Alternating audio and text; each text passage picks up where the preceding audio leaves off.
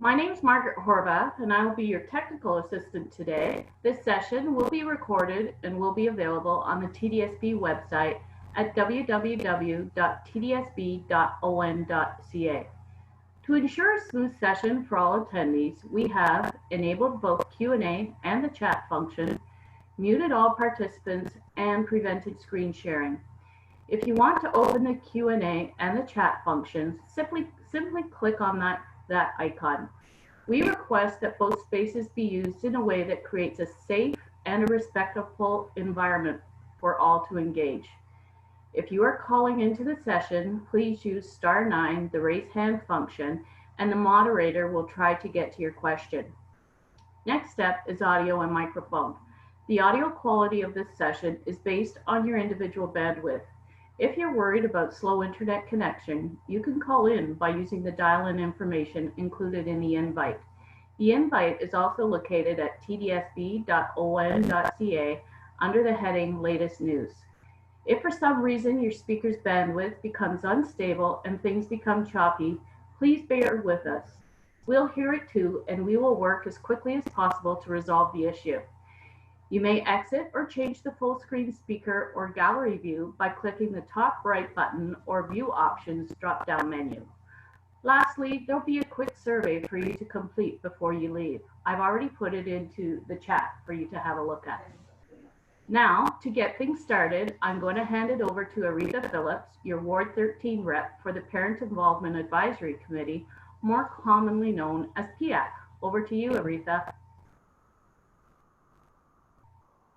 You have to unmute yourself. Hi, everyone. My name is Aretha Phillip, as Margaret would have introduced me. Before we get started on the meeting, I just wanted to do our land acknowledgement. We acknowledge we are hosted on the lands of the Mississaugas of the Anishinaabe, the Haudenosaunee Confederacy, and the Wendat. We also recognize the enduring presence of all First Nations, Métis, and Inuit people. I would like to say that I'm really happy to be here tonight to introduce the evening's conversation.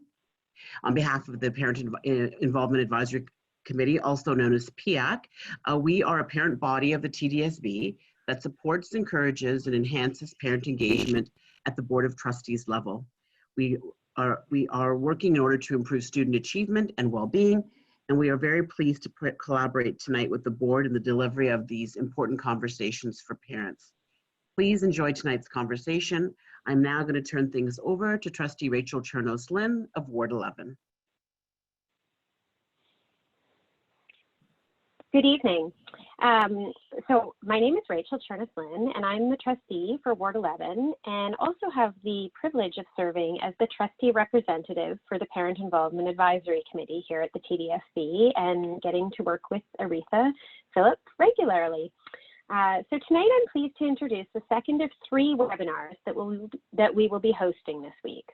All of the topics for these webinars have been chosen based on direct feedback from parents and guardians at the TDSB. And tonight's topic, mental health, well-being, and routines for adolescents and teens, is certainly one that many parents have been talking about, myself included, quite frankly, with 2 high school-age daughters and another preteen as well in the household. Over the last couple of months, the COVID-19 pandemic and physical distancing dramatically. So many parents have raised concerns about the impacts of all of these changes on their children's mental health and well-being.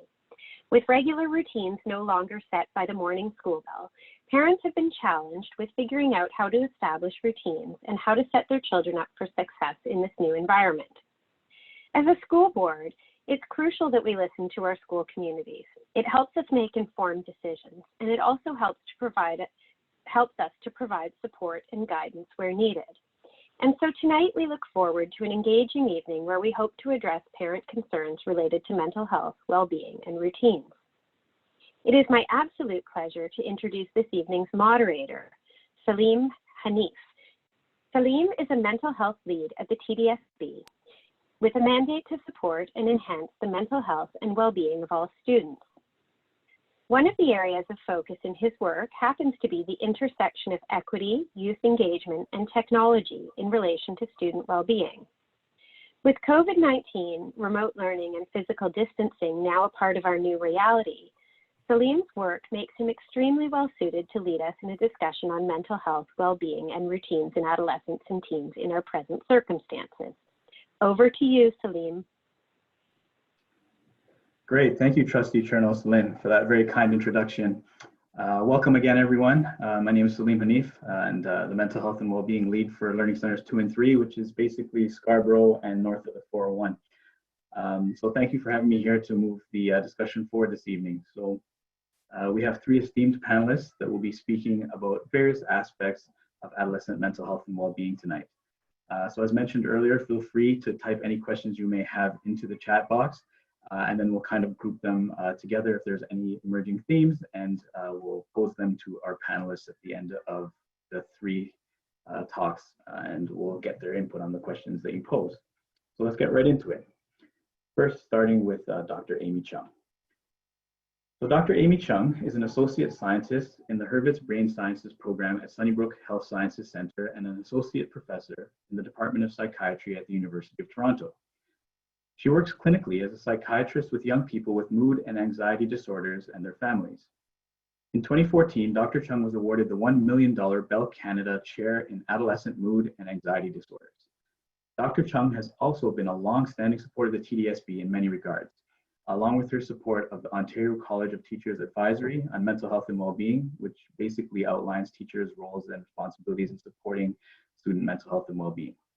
Dr. Chung will be speaking today a little bit about mental health and well-being in adolescents through difficult times such as the pandemic, and what to look out for, what some of the things we can do, and so forth. So Dr. Amy, over to you. Thank you so much, Salim, for the introduction. So as Salim mentioned, I work clinically with young people and their families. I often get asked if it's difficult, but I actually really enjoy the work. I find teenagers really fun to work with, so I hope that comes out in my talk tonight. I'll just ask the slide to be moved forward, I guess, because I don't think I have control. So just speaking about mental illness, for all of you, I'm sure that you're aware by now that mental illness is serious debilitating health conditions. I think for a long time, we didn't take mental health concerns in young people as seriously as we should have. We know now that they're not just little adults, but they actually do have a lot of difficulties that can start very early on, and especially as they hit the difficult years of adolescence, as the hormones are raging and there are lots of new things to learn and independence, they become more and more difficult to deal with. And that tends to be the time when mental illness will become more present and start. We know that the most common mental illness, depression, is now the leading cause of disability worldwide. And I get asked this question all the time: how is this possible, Dr. Chung, that we have heart disease, we have diabetes, we have asthma, we have cancer, we have COVID, and yet depression is the leading cause of disability worldwide? Well, it's because as a society, we really have not dealt with prevention, so we don't help our young people when they start to develop difficulties with their emotional health.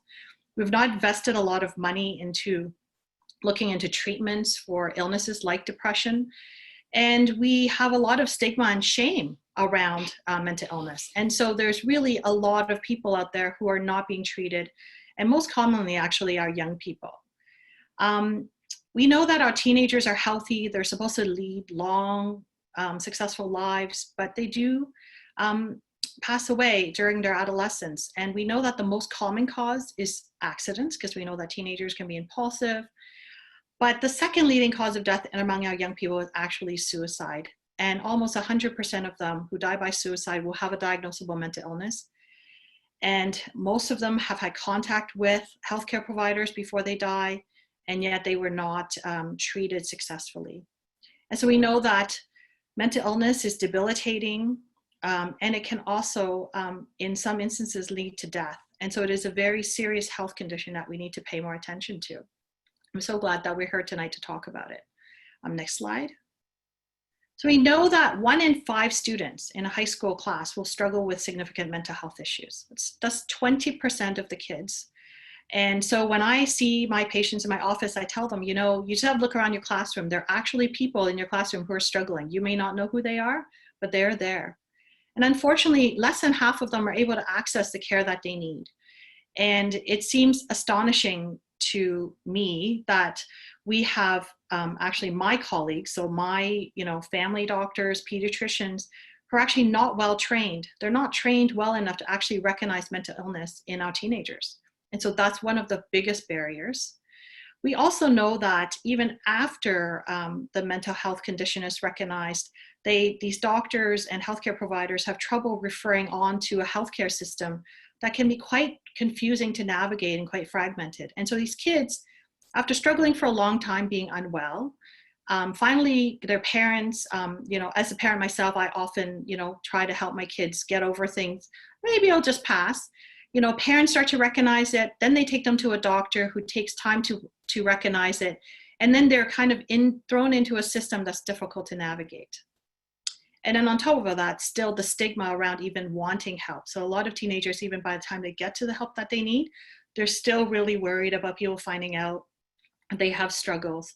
And so there's just so many barriers for our teenagers to actually get the help that they need, and especially for their families to be able to help them. And I'll talk a lot about some of the innovations that we have going on right now in the province that will be very helpful to you as you navigate the system if you're struggling with your teenager with mental health problems.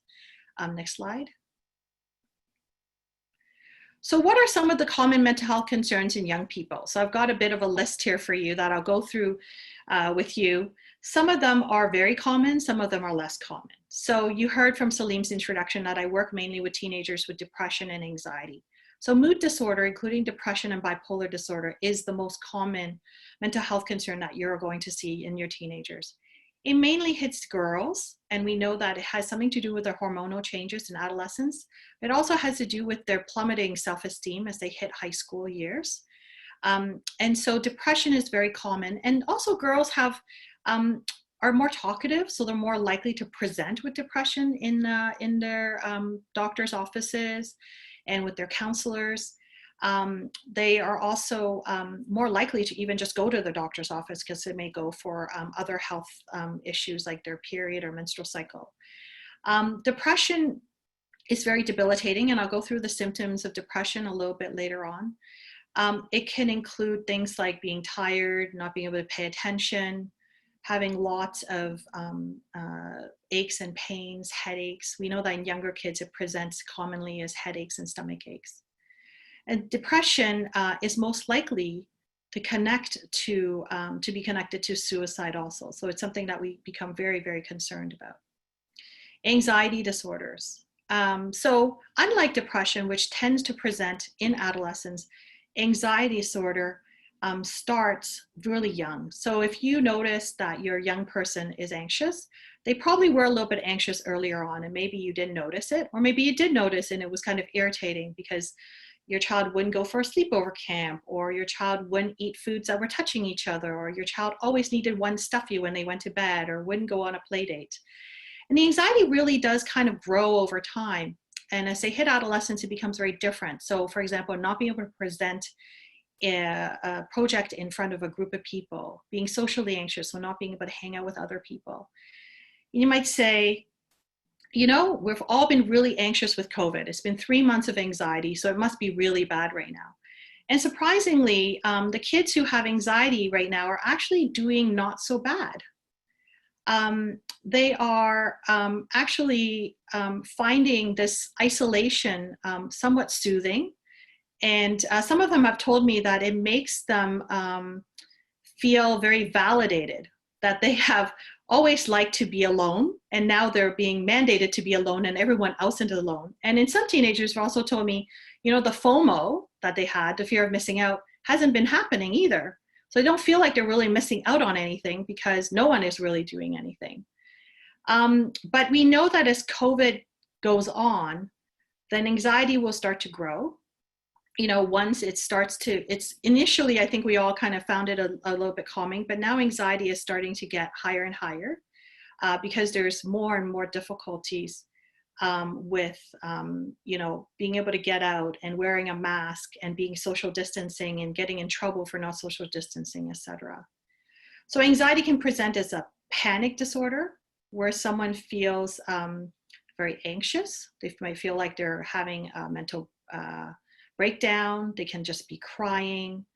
and that's mainly in girls. In boys, it can present as someone who's just frozen and can't speak and having a really difficult time kind of engaging. In the more severe range, they can have obsessive compulsive disorder, where they have just rituals and routines that they can spend hours and hours each day on these routines and rituals. And remember that anxiety disorder can also look like inattention. So one of the things that you need to pay attention to is that depression, you can be inattentive. Anxiety, you can be inattentive. So if you think of a time when you were really nervous, you probably were so nervous thinking about something, you probably had trouble paying attention to what was happening in front of you. And so inattention can happen with anxiety or with depression. But you also need to pay attention to kids who have had attentional issues for a long time. So what we're thinking about is sort of attention deficit hyperactivity disorder. A lot of times kids who've had ADHD for a long time, who are very bright, have been able to hide it. So they never have any academic difficulties until they hit their teenage years. And they actually, their inattention doesn't come up until their grades start to drop in high school. And the parents will discuss with me, well, they never had any trouble with school before. And then we'll talk about the fact that their child was actually quite bright. So one, it's a big struggle for the teenagers. So to pay attention to what's going on around them being able to do well in school. But secondly, is that we know if kids have ADHD that's untreated over time, they eventually become oppositional. They have difficulties with teachers, with their parents, and then they start to, can also start to use substances to make themselves feel better. And so not treating attentional issues is also a really critical issue. Behavioral issues, we often think of that in younger kids. So someone who's not listening, who's disruptive in class. As we hitch the teenage year, we think more around legal issues. So boys who are struggling with legal issues, girls who are doing risky behaviors. Oftentimes, these behavioral issues are actually linked to an undiagnosed mental health problem. And so it's really important that we don't label a child as, oh, just having behavioral issues, but actually advocate for a good clinical assessment with a doctor, a psychiatrist, or a psychologist to try to figure out whether there are underlying mental health conditions that's actually causing them to have these behavioral issues. One other thing that I know we'll hear about tonight is around trauma. And we do see a lot of teenagers who have behavioral issues because there's either previous history of trauma or ongoing trauma, whether it's familial or bullying that might be going on that's leading them to behave in a way that's very distressing. What we also see a lot in teenagers is substance misuse or abuse. We know that teenagers who have depression or anxiety or even attentional disorder and ADHD will start to self-medicate with substances if they're not treated properly. And so the child who has anxiety, who can't sleep, will start smoking weed to fall asleep. A child who's feeling really depressed will start to use marijuana to feel happier, to hang out, or drink alcohol to forget about what's going on in their emotions. And so substance misuse is also a really significant piece to notice. And I think most parents do notice it. And just to keep an eye on sort of when it is being used. So it should be used kind of if you are allowing it.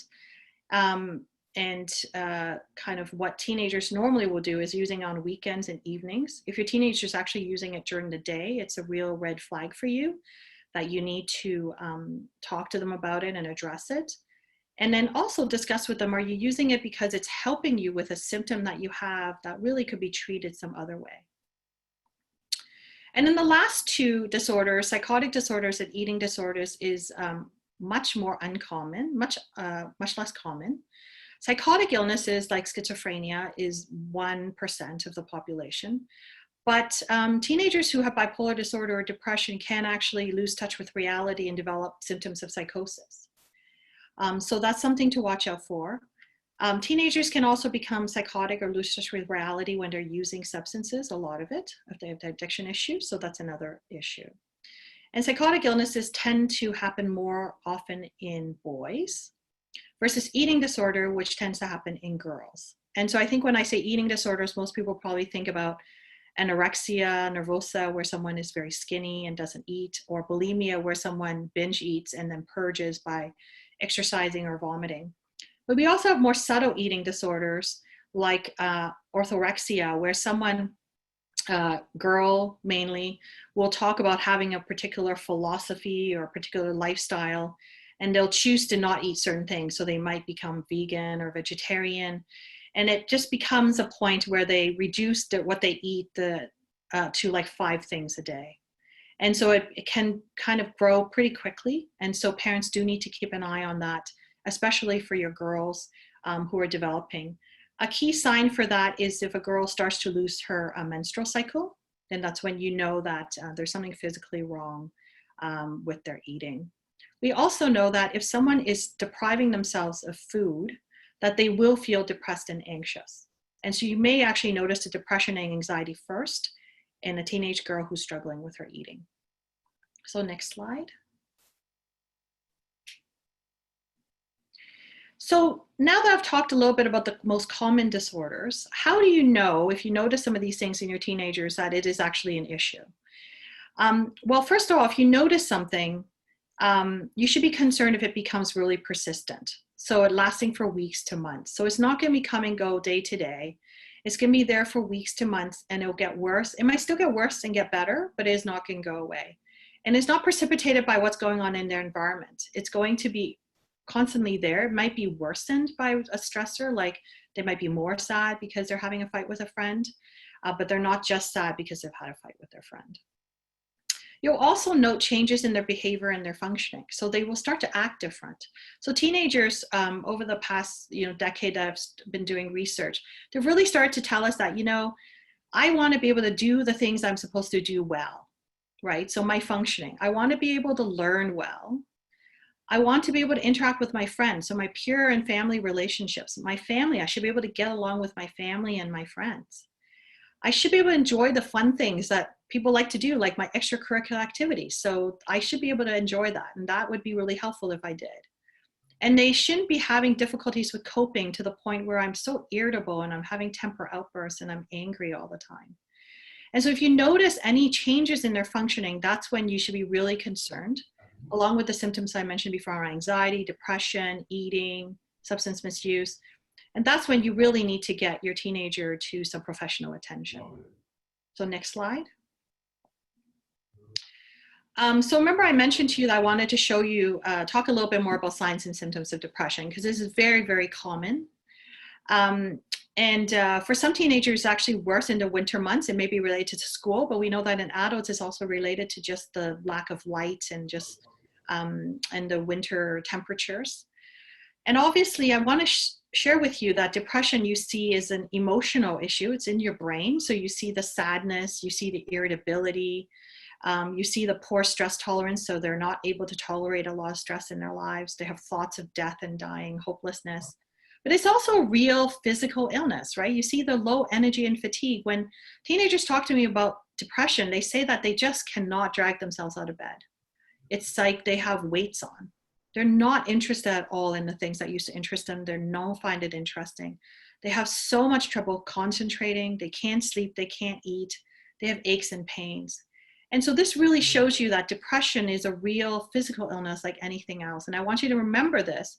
When you see a teenager who is struggling with mental health problems and you don't really see any quote unquote physical signs, they're all there and they feel it, but you just may not see it. So next slide. So what are some of the things that you can do that can support your child's mental health? And I think one of the key things is to really encourage open dialogue. Getting your adolescent to talk about their mental health concerns, their emotional wellness, their suicidal thoughts, is not going to reinforce their state of mind. It sounds really scary to bring up something that you don't want to talk about, but it's actually really helpful to them because otherwise it's just all in their mind and they actually think you don't notice. And oftentimes teenagers come into my office and they're like, you want to talk to me about that? Oh, no one, I didn't think anyone would ever want to talk to me about that. So talking or psychotherapy is one of the most effective treatments for mental health concerns. And in certain cases can be as effective as medications. And if you scan a teenager's brain, before and after successful psychotherapy training, you actually see changes, biochemical changes in their brain. So it is very effective to actually just have a conversation and to talk to someone. And what you're trying to encourage is for them to be open about talking about their emotions, talking about asking for help and receiving help. And what you need to think about when you're encouraging this open dialogue is, how open are you about your mental health? So are you a parent who comes home after work and says, I'm going to have a drink to relax? Or are you someone who says, wow, I've had a tough day. I think I'm going to go do some self-care and maybe do some mindfulness and maybe talk to my friend or maybe go for a walk? Your teenager watches what you're doing. And so you need to lead by example and be open about your mental health and your emotional health and how you deal with your mental health concerns. Because if you don't talk about it, your teenager is not going to want to talk about it. Next slide.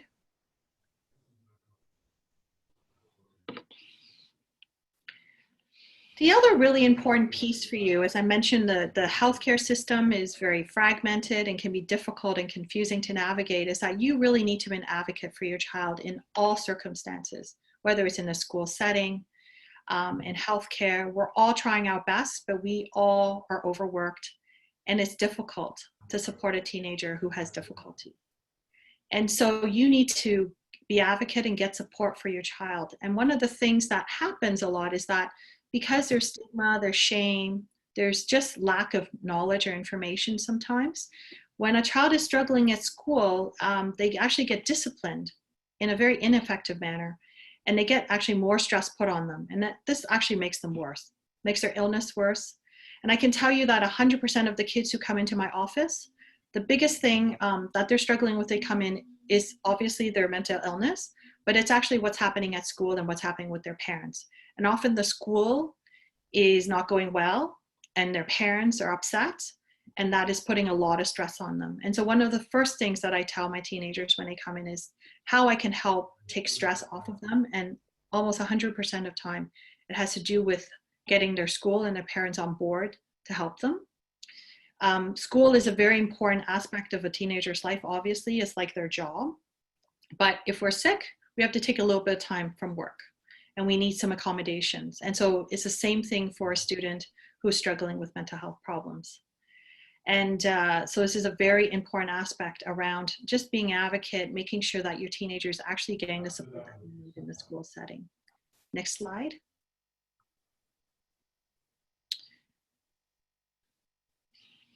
But I think it's also really important to remember that you have to look after yourself first. I think when I went around speaking with the College of Teachers, the chair of every session talked about the fact that it's sort of like being on an airplane and there's low oxygen. You need to put the oxygen mask on yourself first, because you can't help your teenager who's ill unless you can look after yourself first. You need to be well, because mental illness affects all of us. And if you have a teenager who struggles with mental illness, there's probably other mental illness in your family.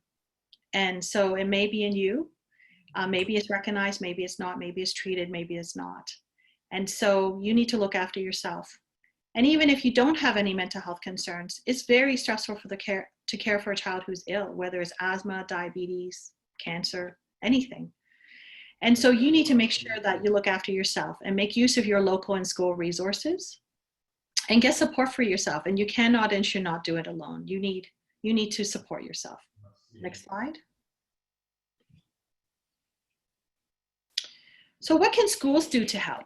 So I think I just saw in the chat that we were mentioning professional support. So in some school settings, in collaboration with other supports, community agencies, care is provided, so actual direct care. School is a great spot, though, for sure, for supporting your child to attend school, because one of the first things that kids, when they're sick, is that they have trouble attending school. So maybe they need to have more supports to attend a regular school, maybe a reduced course load or a different kind of schedule. Maybe they actually need to go to an alternative school where they have a lot of support with making it to their classes, or maybe they even need to be homeschooled for a period of time. Regardless, school is a great place, is great at supporting that piece. School can also be great with accommodations that are very helpful with a teenager with mental health concerns. Remember I mentioned that school can create a lot of stress. School can also reduce a lot of stress. I've also have teenagers come into my office where the vice principal has been so great that I actually don't need to do anything for them. That everything that can be done for them has already been done. It's amazing when I see that happening, because it just means that the system is really working for this teenager. School accommodation can also help deal with symptoms. So if you're really anxious and can't present in front of class, if your teacher allows you to present via video or at lunchtime alone, that's a really great way of helping a teenager deal with their anxiety symptoms. School is also a great place because the kids is there all the time. It can also really help with crisis prevention. So for example, if a student is in the school classroom and they're going into distress, if there's a plan set up, kind of the same way that your child with asthma has a puffer in the nurse's office, a teenager who has emotional issues can say, I need to go to guidance, and that there's an understanding that that means that teenager needs to go to guidance and sit and rest and have a snack so that they can kind of calm down and not be in distress. School can do a lot in alleviating what could become a crisis, and actually help a teenager make it home safely and then be able to return to school the next day. Next slide. So what can you do as a parent to help? I think I've talked about being a good role model. Really modeling, asking for help, self-care, looking after yourself, not being ashamed of talking about mental health problems, talking about what's happening in your family, because oftentimes kids think they're the only person in a family that struggles with depression and anxiety. Talk about what you see, because it's, without an opinion or judgment, but just kind of commenting that you notice things that's going on. You seem really tired. You're not eating very much. You're not really hanging out with your friends. Your teenagers need to know that you notice what's going on, even though they don't like it and they talk back.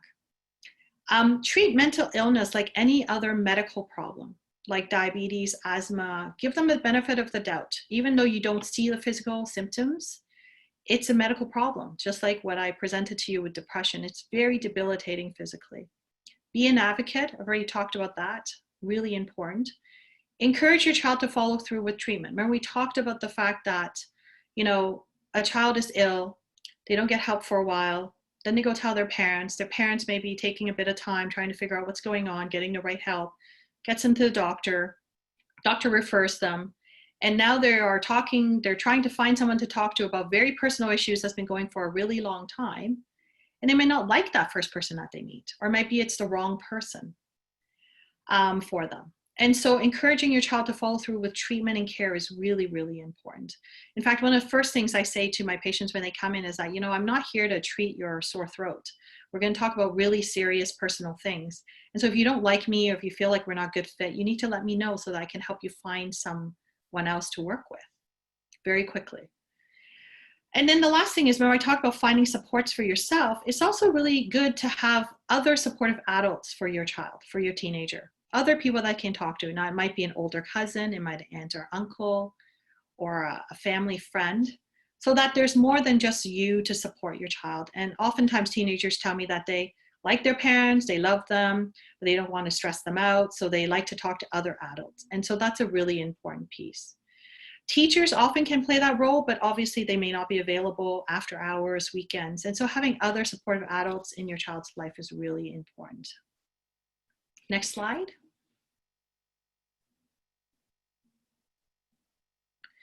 So some of the really good innovations have come out recently to help you as a family to navigate the system and to get care for your teenager. The first one is Family Navigation Project out of Sunnybrook. Family Navigation was designed for families by families who've struggled to access care for their teenagers. It's a one-stop support for families. and navigators hop on board and help families find the resources and services that they need for their teenager. And it's available in Toronto and surrounding areas, and it's to be expanded across Ontario.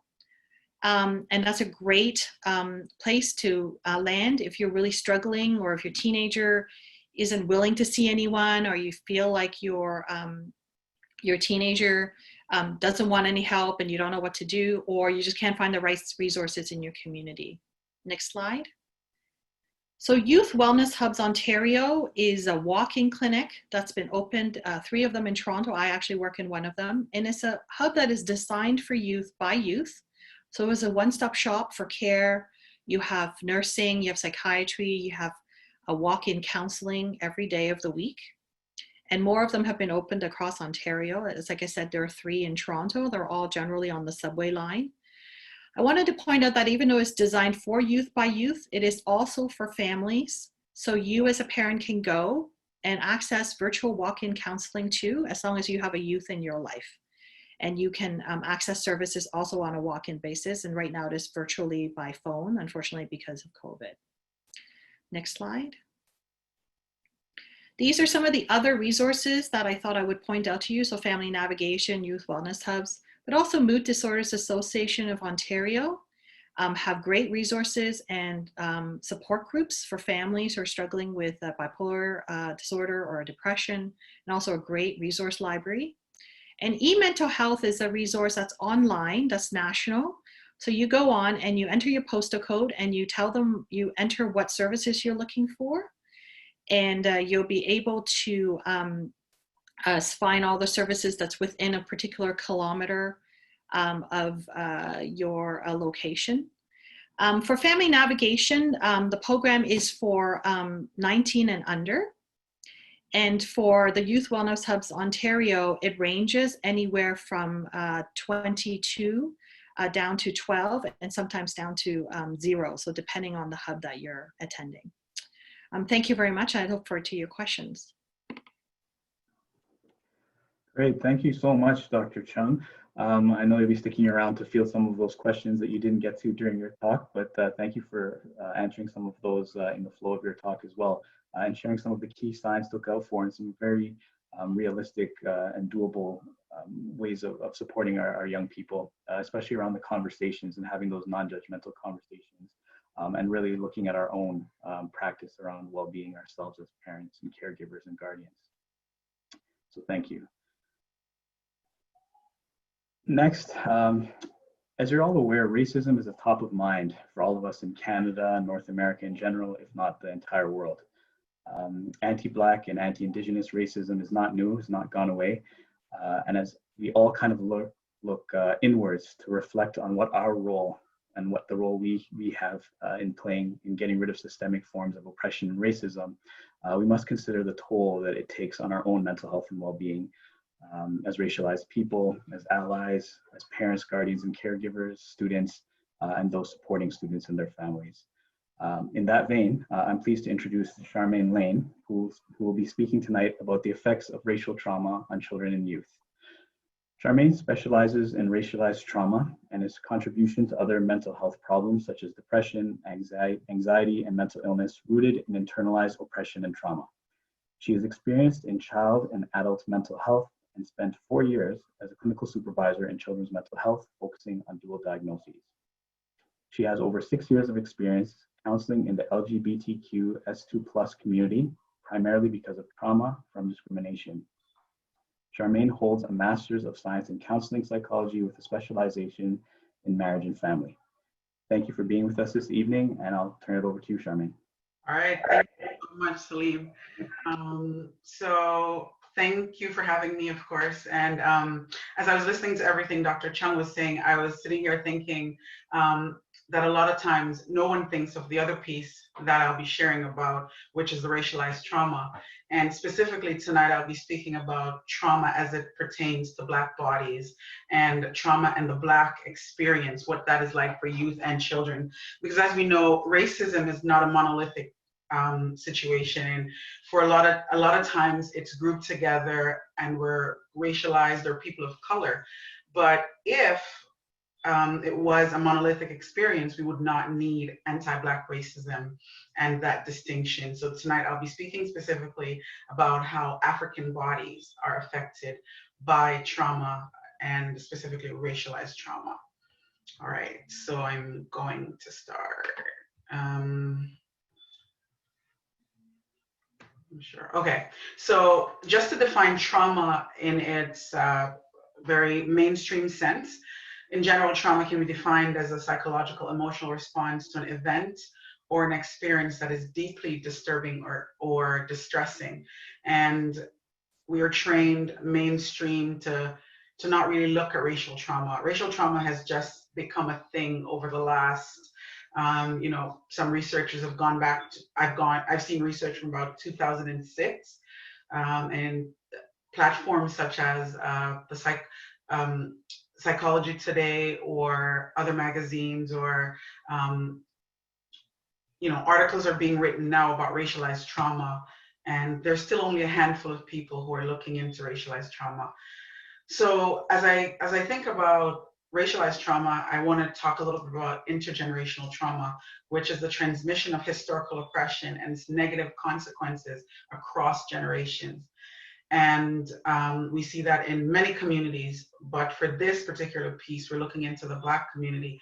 And most times we want to move away from the slavery narrative, but we cannot deal with any form of intergenerational trauma without looking back at slavery. And also the fact why I like to distinguish between racialized trauma, speaking of all racialized bodies, and then of course trauma, how it looks in Black bodies, is because of the fact that Black people were the only people to have been enslaved on North American soil. That's really important to know. And so it's going to make the experience very different. So we know that most non-white bodies were colonized all over the world. We understand what it means to look at shadism, and if you go to all communities, Asian, South Asian, Indigenous, Arabic communities, you find that no one wants to be at the end where Black lies. And so we know that colonization, that's a product of colonization. So it's important to always look at the slavery narrative as we think about the intergenerational trauma. And it's something that I'm aware that people are very uncomfortable with and want to lean away from. But as we think about trauma tonight, and I'll be getting into racial trauma, we want to look at how the children and youth might have been affected over the last little bit, with everything happening in the media as it pertains to vicarious trauma. So what happens with racialized trauma or racial trauma? They don't even have to be there, and I'll show you a bit how it looks similar to PTSD, but that it carries even more weight or more burden for the person that it's happening to. And as Dr. Chung was talking, like I said earlier, I was thinking about all the different, I thought about depression and anxiety, and how as we go in to mainstream hospitals or places that are looking through that racialized lens aren't being looked through, that young people aren't being asked about racial trauma and all the microaggressions and everything that they might have gone through even prior to coming into those spaces to engage. One of the researchers that I really admire is Dr. Mohammed El-Kati, and he says historical trauma, when he thinks of his historical trauma, is that history is not about the past, it's about the present. And so for me, what that means as I look at historical trauma and racial trauma is that everything that has happened in the past has shaped the Black experience to this day. And in order for us to eradicate or even bring into light what's going on with Black bodies and Black children and youth, we really need to look at the history of Black people. What is racial trauma? So racial trauma is experiencing psychological symptoms such as anxiety, hypervigilance to threat, or a lack of hopelessness for future as a result of repeated exposure to racism or discrimination. Dr. Turner, again, is another researcher who's one of the handful of people who are looking at this piece of the work. The trauma may result in experiencing symptoms of depression, anxiety, low self-esteem, feelings of humiliation, poor concentration, or irritability and anger outbursts, and much like what is typically seen in those suffering from PTSD, so from post-traumatic stress disorder. But what he's observed is that in addition to all that, behaviors that are specific to racial trauma, including a reluctance to interact with or general mistrust of white people. And so that might seem very blatant and harsh, but as we're looking, we have to remember tonight, we're looking through trauma lens. And so imagine if you have a child who's presenting with some of the issues that Dr. Chung have already spoken about. concerning depression and anxiety, and you brought that young person to see a white clinician or a white psychiatrist, or even another racialized psychiatrist who's not Black, and not being aware that that young person might have gone through hearing that, you know, when I'm 6 years old on the playground, I don't want to play with you because your skin looks like dirt, right? So a 6-year-old being told that, but having never told anyone. And so carrying that in his body or her body or their body all the way until, you know, symptoms, presenting issues are happening at 16, and now they're brought in to see a psychiatrist. And so what we're going to be looking for, or what psychiatrists or psychologists who are mainstream thinking are going to be looking for, are the things that we're taught, you know, all the signs and symptomology of depression and anxiety. And so that's what they're getting ready to treat, not realizing that there's also something lurking at the bottom and in real time for this young person, because you walk in that body and you're carrying that with you all the time. The racism is with you all the time.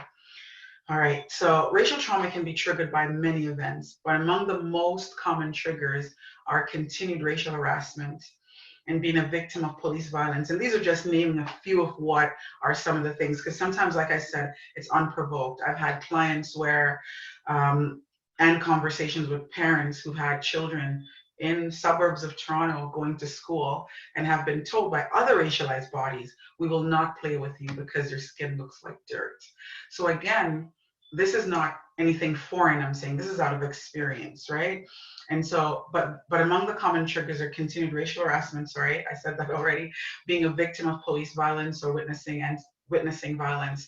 So what they might have seen on TV recently with George Floyd in the United States, if some of them are old enough, some of your teenagers might have heard about Trayvon Martin, and you know, and that's just to name a few, and not even thinking about cases here in Canada. Even witnessing violence on the news can be damaging. So symptoms and presentation of racial trauma. Race-based traumatic stress trauma differs from post-traumatic stress disorder. And that's important for people to really understand, because imagine then you're someone who's a war veteran or something, and you're going through issues of PTSD, but underneath that, you're struggling with racialized trauma that has never been addressed, have never been talked about, all the discriminatory practices against your life. So on top of your PTSD, you're having race-based trauma, but all that people are going to be seeing is the race-based trauma, the PTSD. And so a lot of times what ends up happening is, this is a very silent killer, or a very silent traumatic experience, or a very silent disease, for lack of a better word, that people are facing. And not, sometimes, especially youth and children, they have no words for it. They just know that it's happening in their bodies. And so you'll see some of the same symptoms as you'd see in depression and anxiety and other things.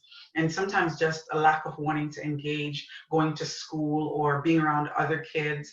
And yet they're not saying, because when we think about racism, it's a very taboo thing. And when we think about anti-Black racism, it's even more taboo. And so a lot of times young Black youth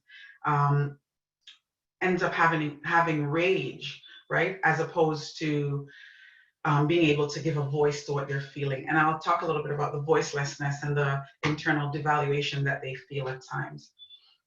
So while the content of the traumatic experience may differ, the trauma responses are similar. So the frequency, the intensity, and the pervasiveness of racial stereotypes, racial biases, and racial discrimination produces emotional and psychological distress as a physiological stress reaction, and that's really important.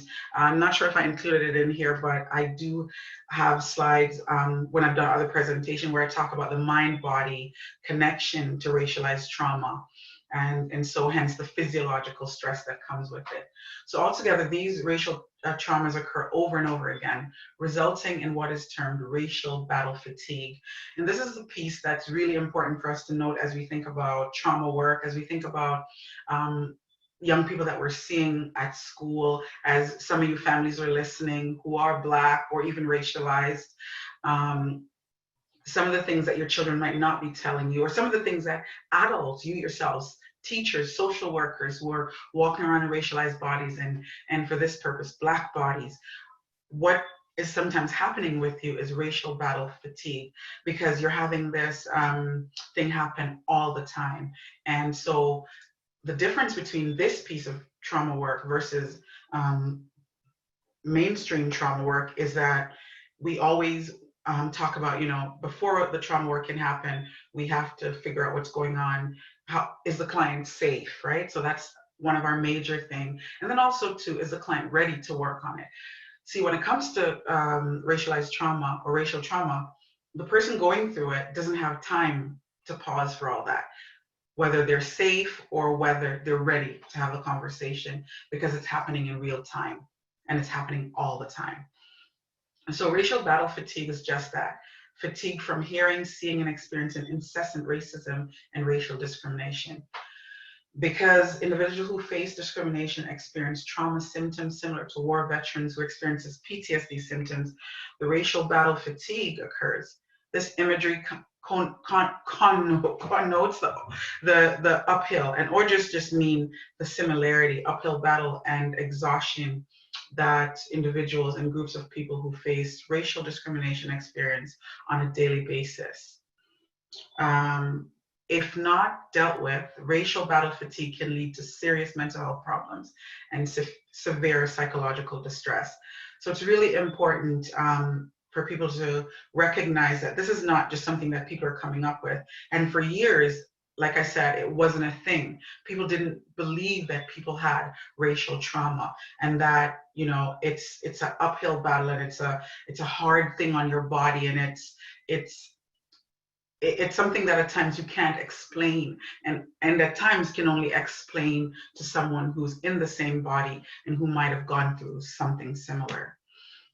So trauma in the Black experience, what does that look like in today? What could that look like for some of the youth that are in this TDSB, some of the young children actually in elementary? It starts as early as that. Last week I had the opportunity of presenting to one of the children's aid around, and one worker spoke of a young Black person that they have, that they are working with at the moment, who didn't attempt, but actually poured bleach all over her arm because she wanted to get rid of the Blackness and what that came with.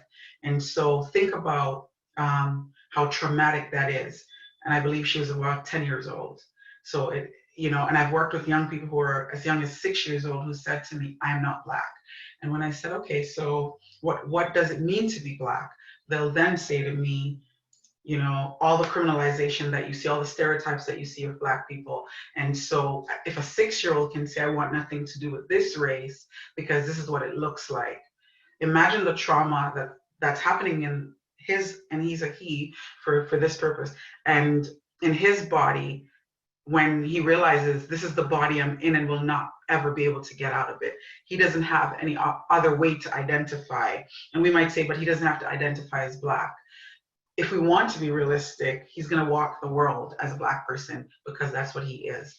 And so it's important for people to understand that this is a real trauma that's happening for racialized people and for Black people. So trauma that is experienced through anti-Black racism is present in most interactions with Black people. So being followed in stores, and the running joke is shopping while Black, cashiers asking for extra identification, insensitive remarks by coworkers and friends, profiling by law enforcement, driving while Black, being feared and avoided, racial slurs, threats, acts of microaggressions can present anxiety in Black people and extreme distress in Black youth. As I think about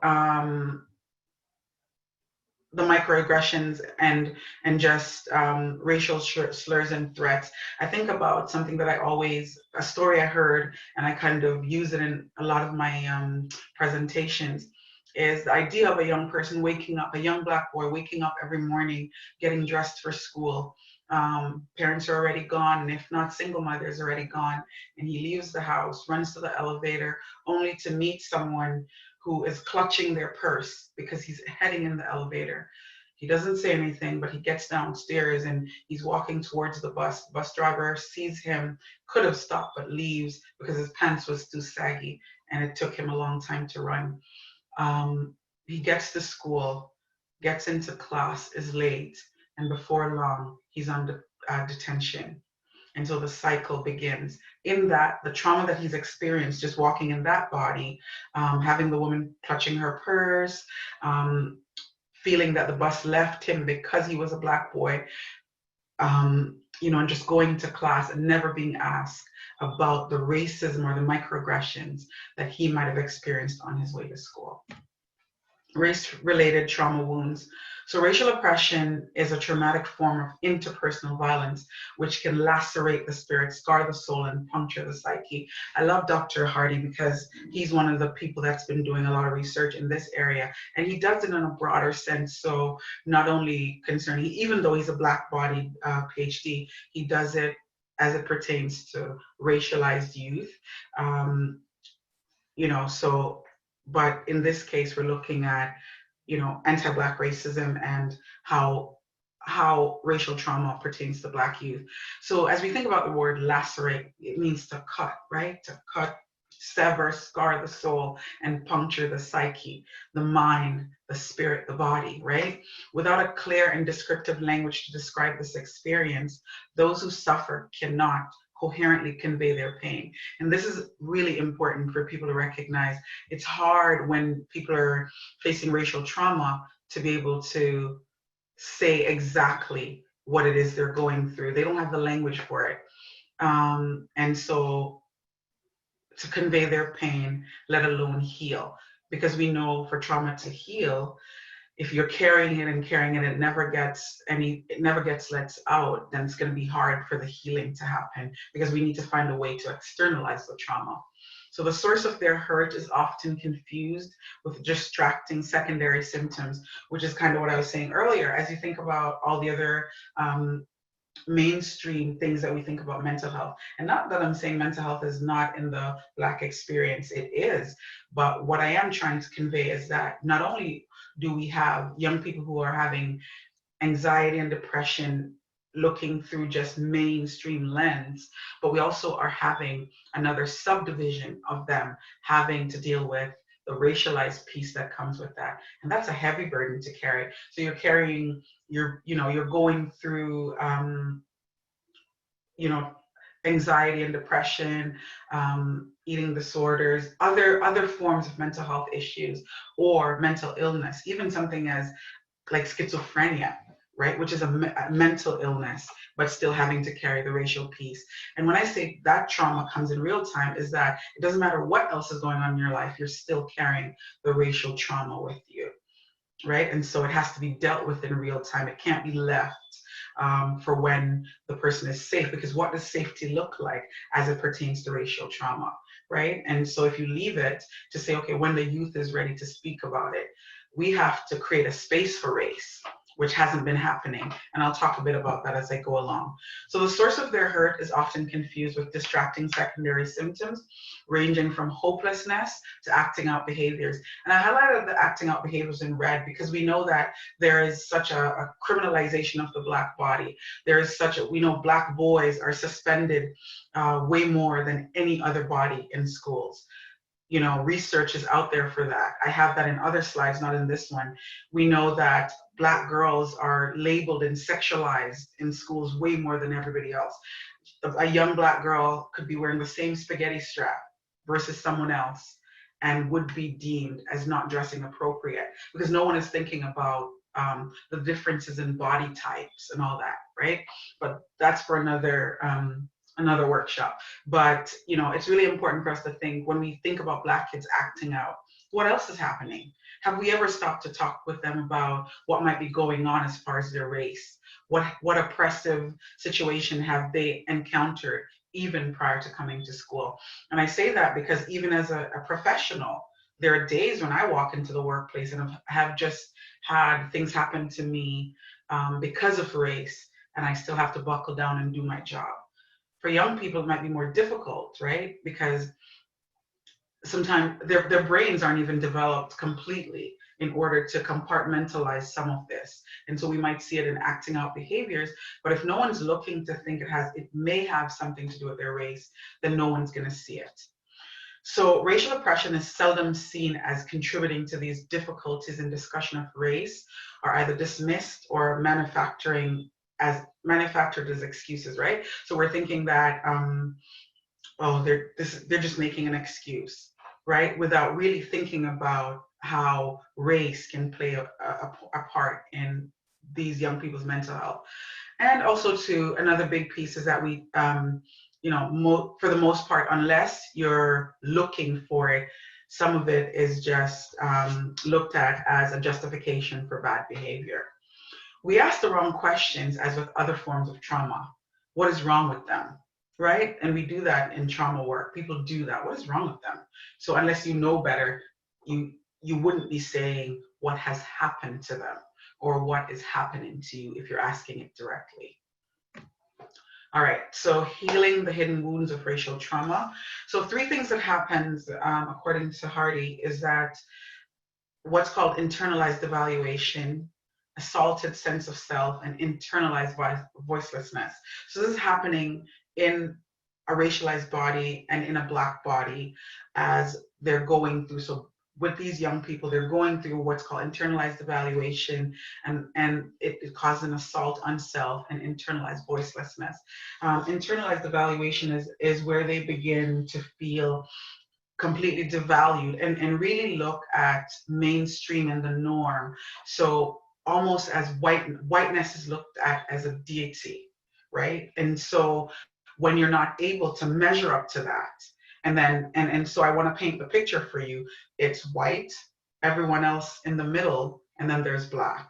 And so if we think about even the model minority myth, where it's structured to uphold white supremacy and to have people in the middle also kind of white chase. And I know my words are strong, but I really need for people to understand, and so it's a white chasing happening here, and then Black bodies are left here. And so when the Black young person is left here and all that he sees about himself are the criminalization, the bad stereotypes, the angry Black mother that's going to come into the school. And so he's learned to devalue himself, right? And so he continues to assault himself, right? To say, I'm not worth anything, because he can never measure up to where everybody else is at.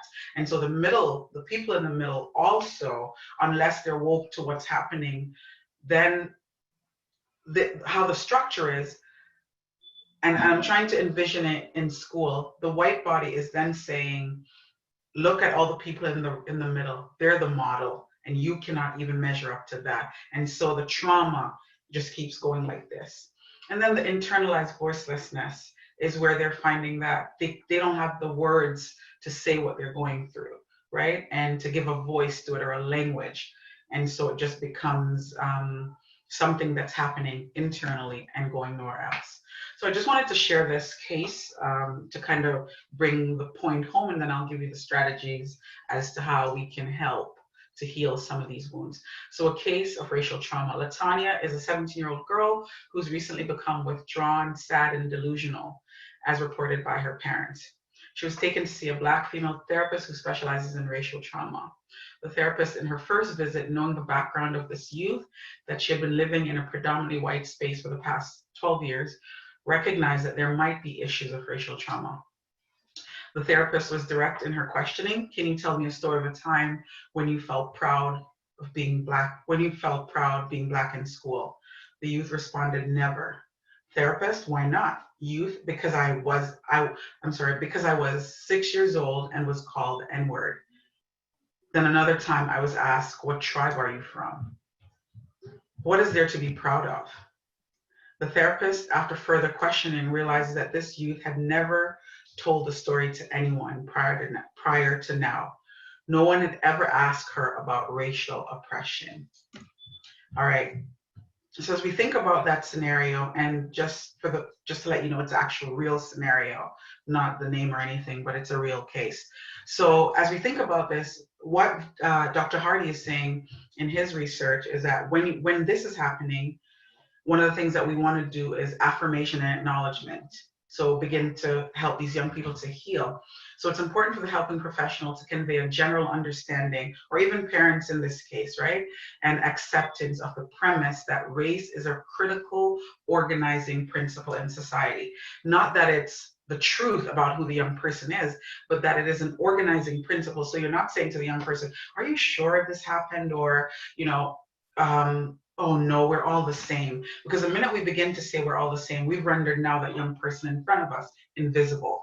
And so it's important for us to be able to affirm and acknowledge that yes, and even if you're not a Black body or racialized body sitting in front of that young person, you do want to acknowledge that yes, race is an organizing principle in society, and sort of help the young person to find how do they fit into that. And then second, we want to create a space for race, right? So the minute you begin to acknowledge and affirm, you're then creating a space for race. And by creating a space for race, we're conveying a sense of openness and curiosity. So I want to ask the young person to tell us more about what's happening. We take a very proactive role in encouraging conversations about race, right? And this can be done through what's called racial storytelling. So young people are invited to share personal stories of racial experiences. So if you look at the scenario I gave earlier, this was a form of racial storytelling. It was me saying, well, in this case, it was asking the young person, something, when was the first, have you ever felt good about being Black while you're at school? Understanding that she is in a predominantly white space, where at times she is probably the only Black young person in most of her grade. And so it's important to understand, what does that look like for her? So this, like I said, young people are invited to share personal stories of racial experience. This enables them to develop their voice and begin to think critically about their experience growing up as a youth of color or a Black youth. So when, if we were thinking of youth of color, tell me something that you like about being Asian, right? And tell me something you're proud of. When was the first time you realized that you were South Asian, you were Sri Lankan, you were Indian? When was the first time you realized that? And so the young person will then be able to convey and let you know what their thoughts is on race. And then from there, we could understand what's happening with them and if they've been impacted by racial trauma. The other piece is validation. Young people are invited to share personal stories of racial experiences. This enables them to develop their voice and begin to think critically about their experience growing up. And I think I probably put the same thing twice, so I do apologize for that. But basically, validation is now, it's similar to affirmation and acknowledgement.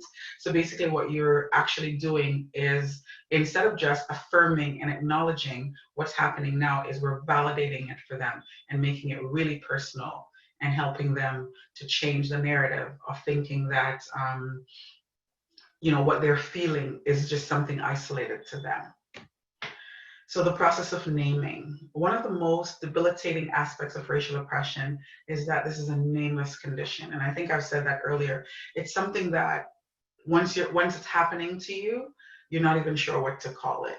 And for most of the young people that I've had in session, and adults who've had severe racial oppression and have had racial trauma, and I've had them in counseling in my private practice, is people are just like, oh, wow. I had a girl who came in, big high profile Bay Street job, and was struggling with racial trauma because at work, people made jokes right in front of her. There were a lot of microaggressions that just, seemed as though it was nothing. I've had people come in who said, I was the only Black person in the space, and they used the N-word and said, well, it's in rap music and all that, why can't we use it?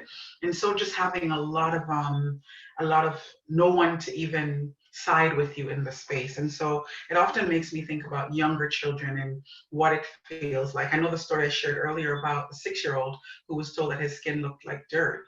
He told his parents, and parents just said, you've got to stick it out, and do the work, because at the end of the day, Black people, we're taught to be resilient, right? And so if racial trauma is happening, it might be nameless for them. They just know that what you said and did didn't feel right.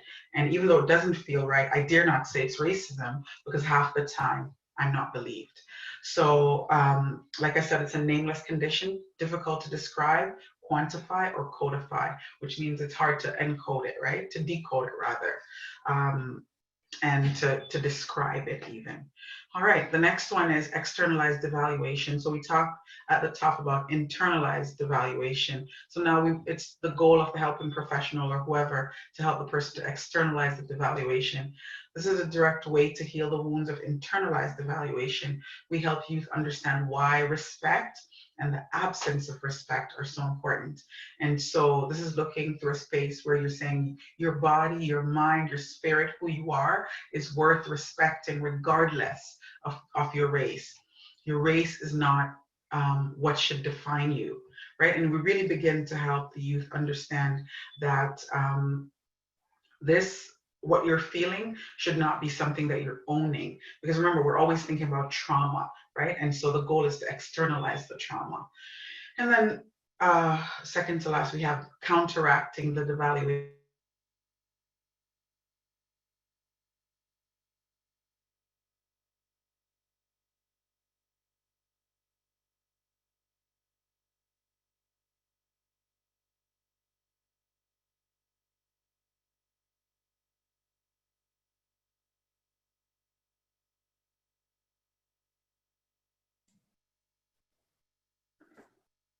Hey, Charmaine, it's Salim. Do we still have you? I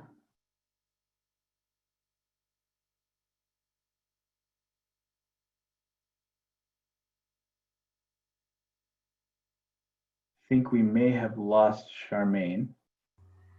It's still her screen. Her screen is still being shared. Oh.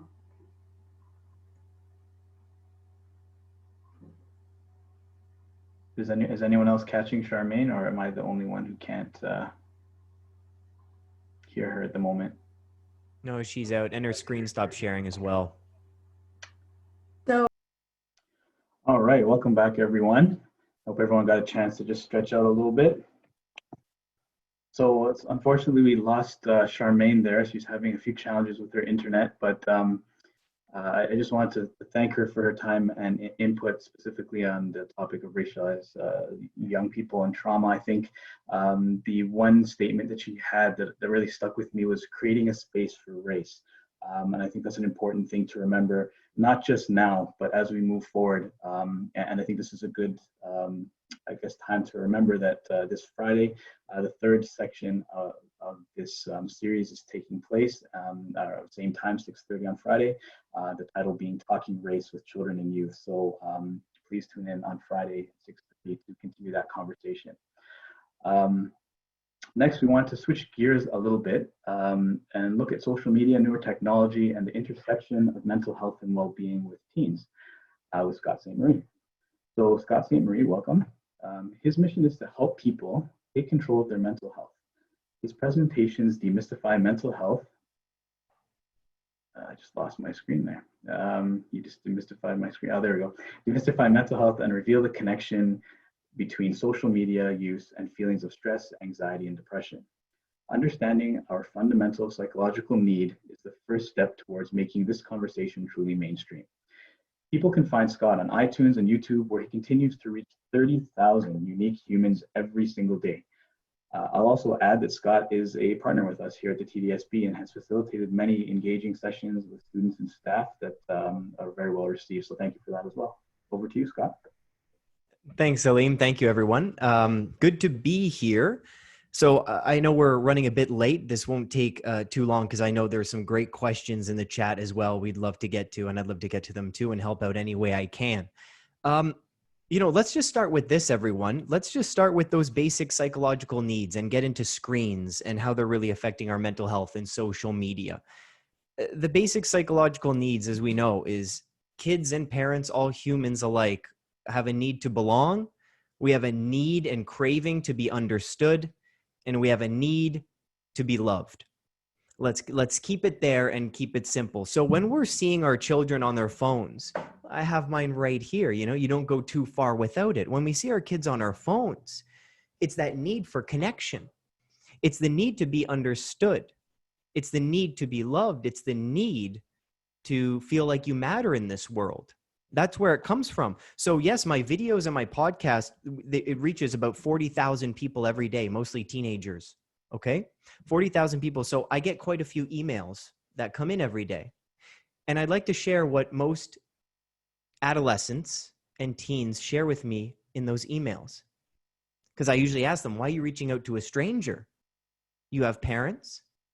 And they say, yeah, Scott, and I bet you're all going to repeat after me here. You might know what they're going to say.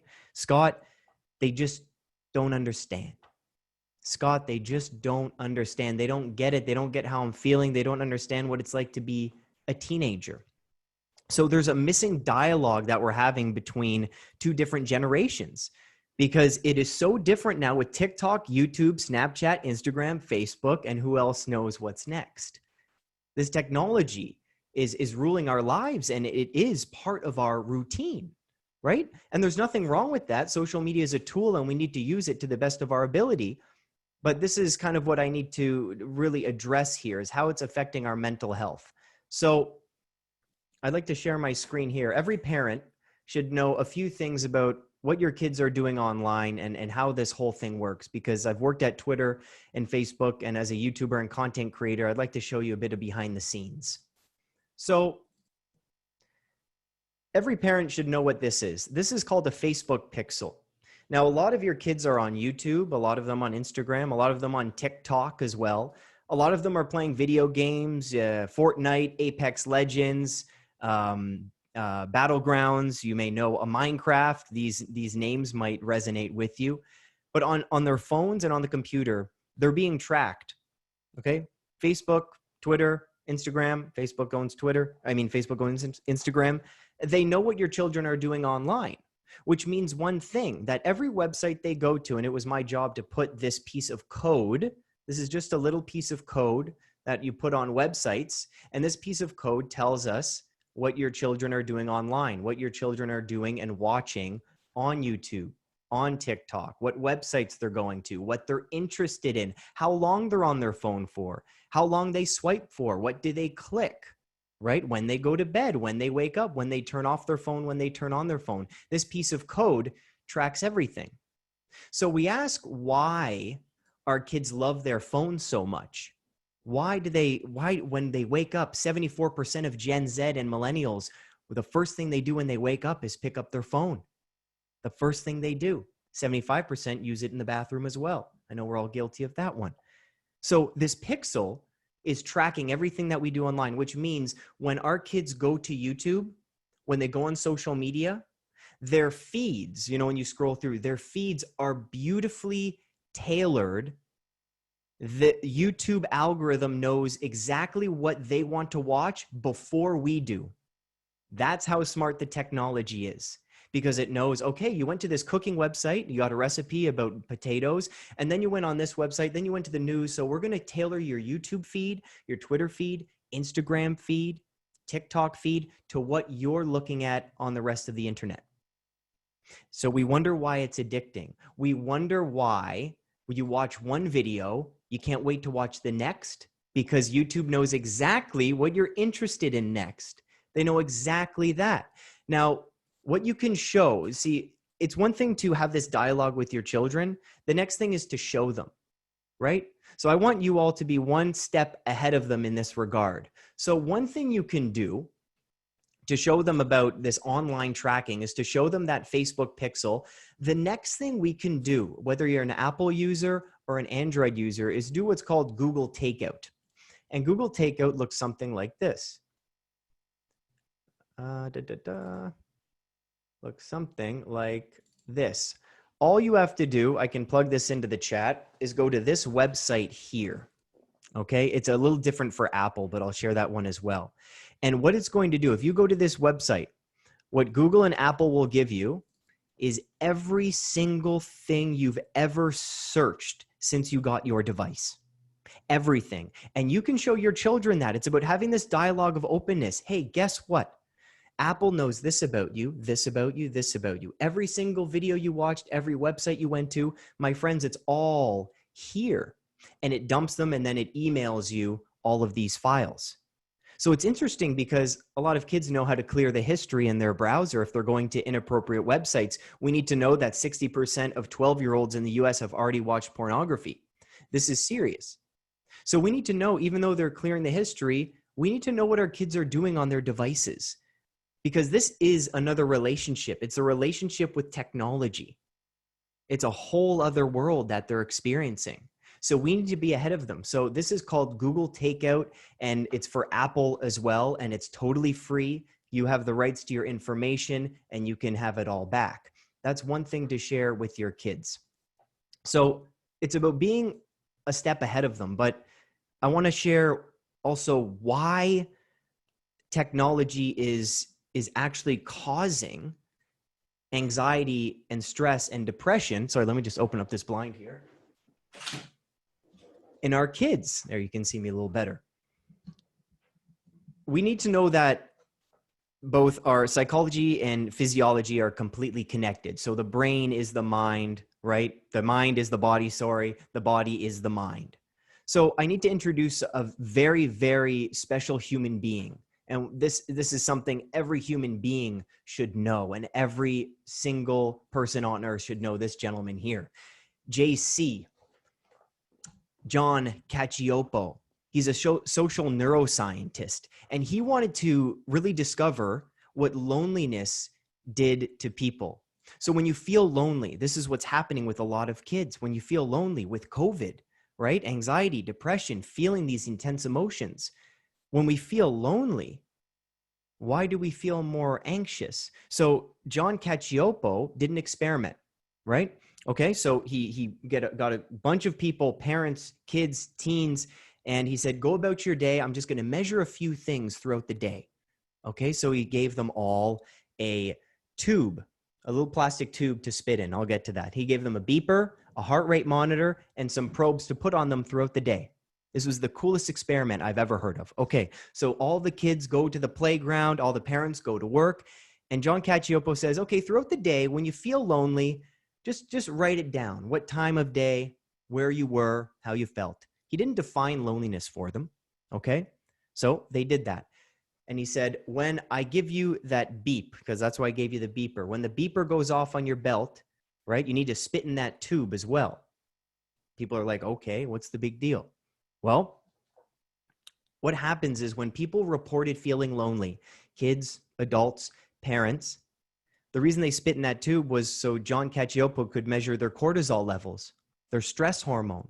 So when people feel lonely, their stress shoots through the roof. The reason he gave them all those probes is kids alike and adults, their blood pressure shoots through the roof.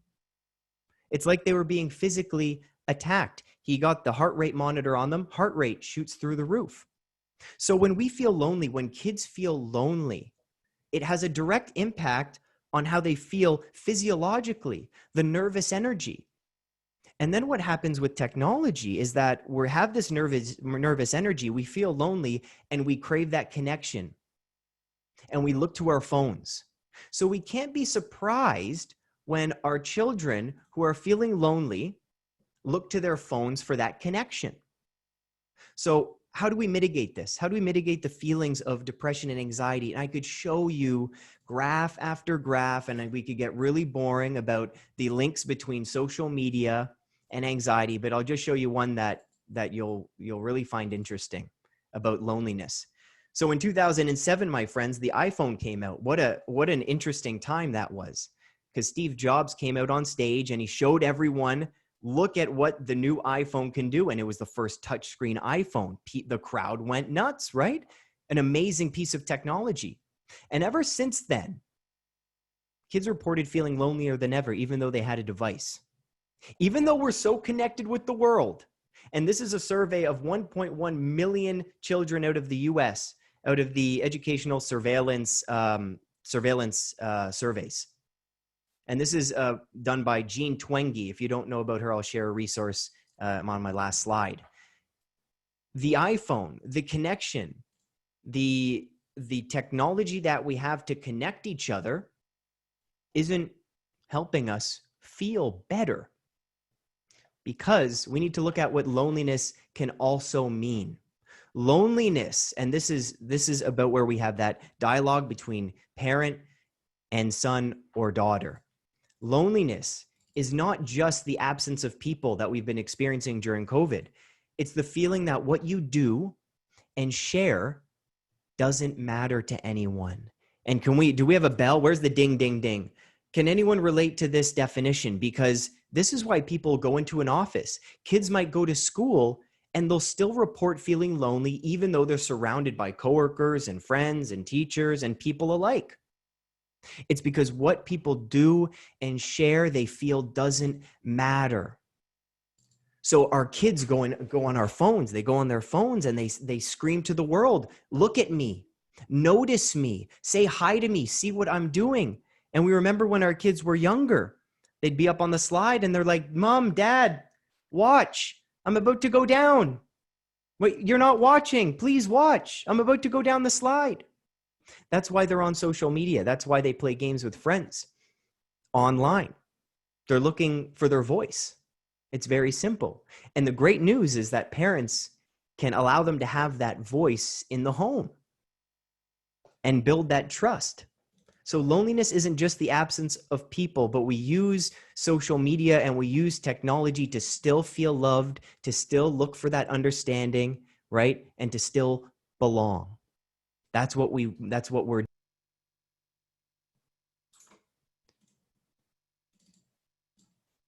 I do these presentations with a friend of mine, Kirsten Siggins, and they're usually about an hour long, but we go over command and control parenting and curious and thinking partner parenting, because I'm not going to be able to parent like my parents parented me. It's a different time with technology and the world is much bigger for children. So right now with technology, if our kids are playing video games for a long time, I saw a comment, my son or daughter can't stop playing video games. They're on there all the time. Well, the initial response would be stop playing video games, get off there. You have an hour to play. When I say get off, get off. Now, if we move from looking for obedience in our children to actually asking them to be critical thinkers, to challenge them to be critical thinkers, because how many of us have actually tried playing the video game with our children? How many of us have asked about the video game, asking what rank they are in Fortnite, ask them what they've built in Minecraft, have actually picked up the controller and tried to play and take interest and be active and present? So there's a difference between being the curious parent and being the command and control.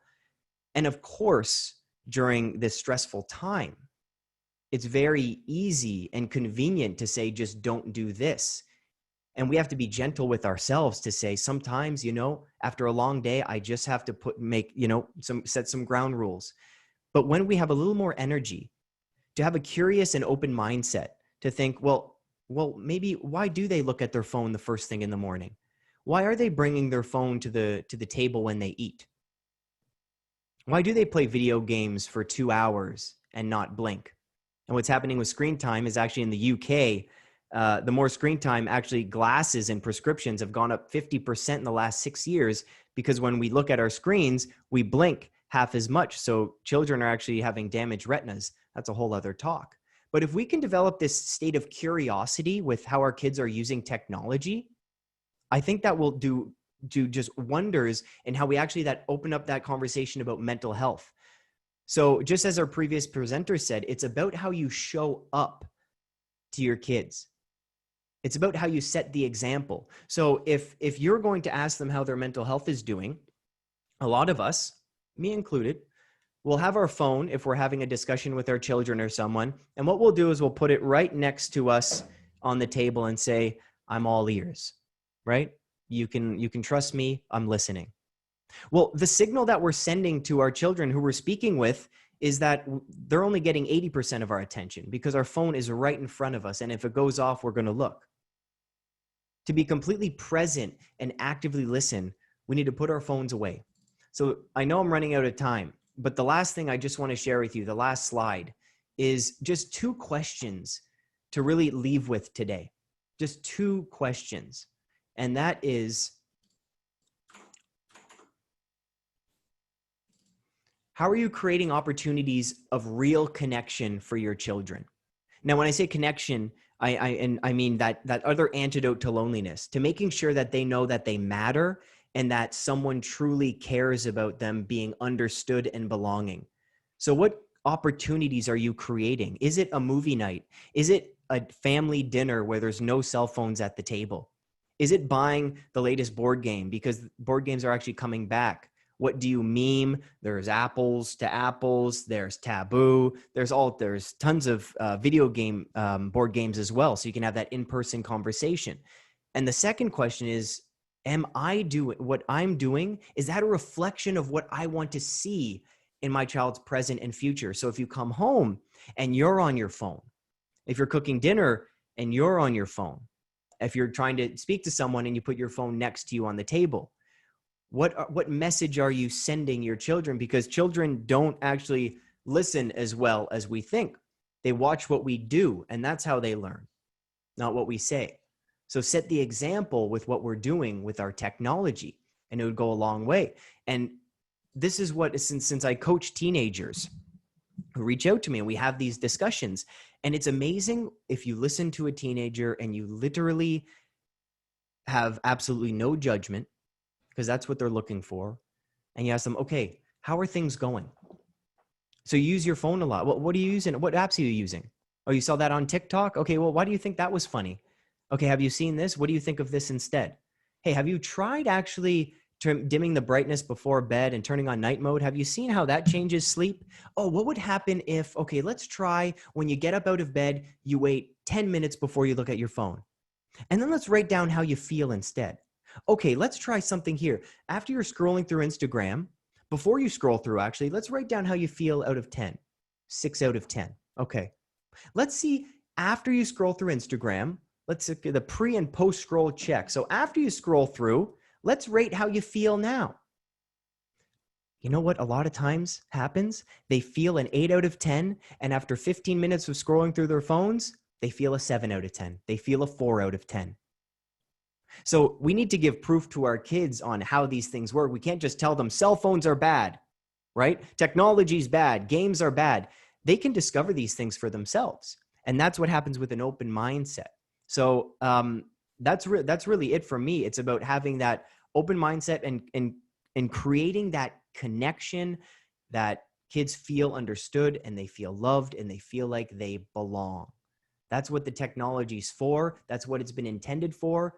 And it's not working. It's not working. So you can actually fill that as a parent right now. Thanks so much. Great. Thank you so much, Scott, for those very practical pieces. I know pretty much anyone who probably has a device in front of them right now has a tab open with Google Takeout on it, at least, if not for looking through now at some time later. So thank you very much for that. And I really appreciated the analogy of watching a child go down the slide. Mom and Dad, look at me kind of situation. That really analogy really brought it home for me. I know we've gone over time. We've had a lot of great input from our three esteemed presenters, but we wanted to take a few more minutes just to go over the most popular questions that we've had around routines for teens specifically. So Scott, Amy, or Charmaine, do you have any thoughts in regards to not just the situation that we find ourselves in right now with distance learning, but potentially the return to school, not knowing what that may look like, what we can do to kind of help best support our teens with their routine so that whenever they return to whatever they return to, they're in a better place, hopefully, to deal with whatever comes their way.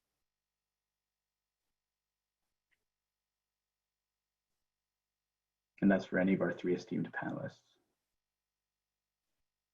I can start. I think, we're all kind of out of sorts right now. Routine is out the window for even adults right now. And I think we need to give ourselves some slack, cut ourselves some slack, and know that our kids are under some significant stress right now too. It's been a challenging time for everyone. And I think I've been answering the questions on the chat, that just having some basic limits on scheduling is really important, kind of a limit on bedtime, wake up time, when you eat meals, and some limits around kind of doing social things, active things. I think having some general, boundaries around that is going to be really helpful for your teenagers.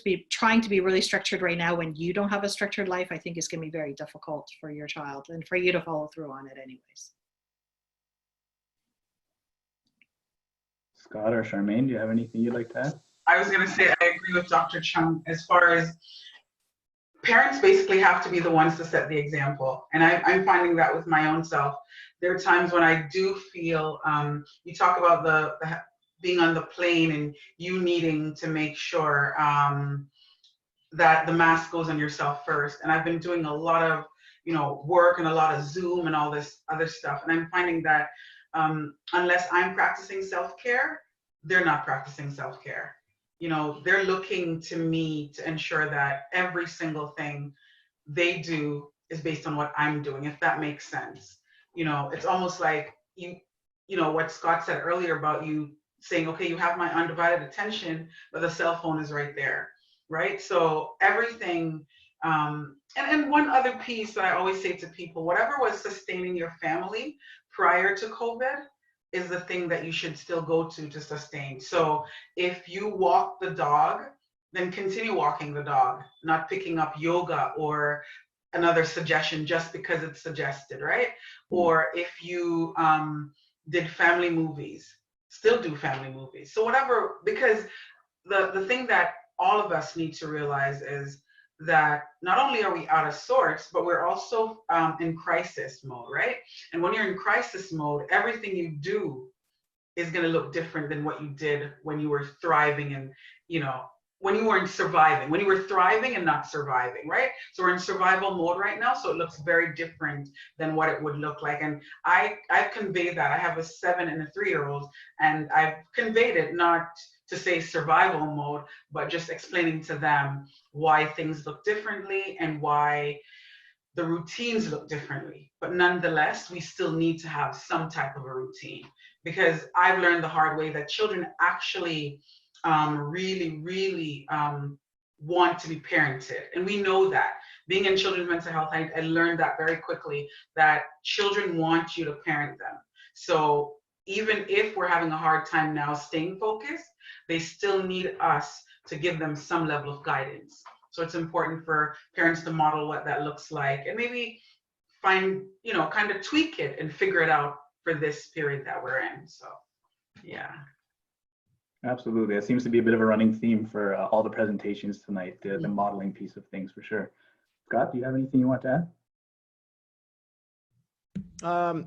No, I think the modeling is definitely a massive piece. I'll just share one extra thing, because what I share with parents is and their kids is cell phone contracts, right? Because a lot of the parents here are paying for their kids' phones, right? So it's not necessarily a right. It's still a privilege to have a phone. We need to realize that it's an amazing piece of technology. So if we're going through this phone contract, and parents can edit it any way they like, this is another way that, okay, here's an example. I will hand my phone into my parents promptly at, let's say 8 p.m. every school night, and then weekend at 10 p.m. And what has to happen with, let's say, a cell phone contract, or what we agree on, is the parents need to follow that exactly as well. If the child comes down the stairs at midnight for a drink and the parents are up on their phones, it's not going to look great. So we need to be exactly in sync and set that example. And obviously, it's easier said than done. Yeah. Absolutely. We need to say all that. Yeah. Absolutely. Absolutely. Thank you so much for sharing your opinions and your wealth of expertise, Dr. Amy, Scott, and Charmaine. Thank you for sharing your expertise and time, being on our panel and sharing with us tonight. Apologies for going over time to all of those who have tuned in. I wanted to thank all of those who made this evening possible: PIAC, Michelle Monroe, and the staff team, Trustee Chernos Lynn, and everyone for putting this night together. I'd encourage everyone to also join in with us on Friday evening, 6:30, this Friday evening, 6:30 as well, with the session Talking Race with Children and Youth. I just want to thank you all again for joining in. Big thanks again to our 3 esteemed panelists for joining us and sharing their time and expertise. And I want to wish everyone an enjoyable rest of the evening. Be well. Thank you. Yeah.